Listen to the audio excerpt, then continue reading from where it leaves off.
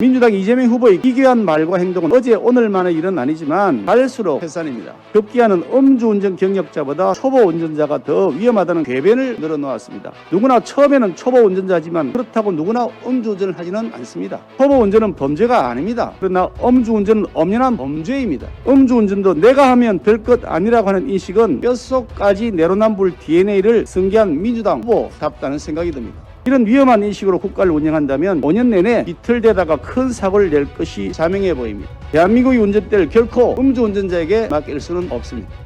민주당 이재명 후보의 기괴한 말과 행동은 어제 오늘만의 일은 아니지만 갈수록 태산입니다. 급기야는 음주운전 경력자보다 초보 운전자가 더 위험하다는 궤변을 늘어놓았습니다. 명색이 집권여당 대선 후보로서 전과 사범인 자신의 범죄 사실을 국민 앞에 100번, 1000번 사죄해도 모자랄 판인데 부끄러움조차 찾아볼 수 없습니다. 검사 사칭과 형과 형수에 대한 욕설이라고 하는 비정상적이고 반인륜적인 행태에도 부끄러움을 모르더니 음주운전마저 궤변으로 떼우겠다는 것으로 보입니다. 누구나 처음에는 초보 운전자지만 그렇다고 누구나 음주운전을 하지는 않습니다. 초보 운전은 범죄가 아닙니다. 그러나 음주운전은 엄연한 범죄입니다. 음주운전자는 현행법으로 엄중한 처벌을 받아야 하는 사람입니다. 초보 운전자는 사고가 나지 않도록 교통법규를 준수하며 안전운행을 하지만 음주운전자는 큰 사고를 냅니다.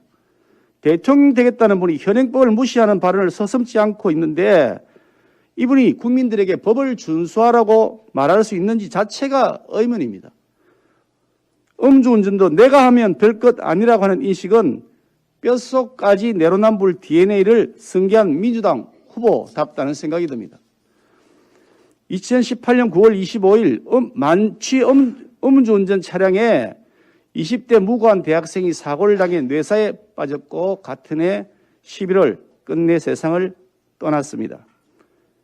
음주운전 처벌 강화를 해야 된다고 하는 국민적 요구에 부응해 국회는 일명 윤창호법을 통과시켰습니다.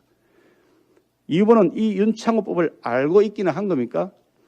음주운전이 초보보다 낫다고 하는 발언은 윤창호법의 취지를 완전히 무색해 할 뿐만 아니라 음주운전자에게 결코 제공해서는 안 되는 변명거리를 준 셈입니다.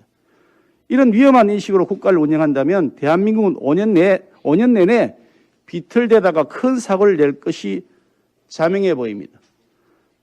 대한민국의 운전대를 결코 음주운전자에게 맡길 수는 없습니다.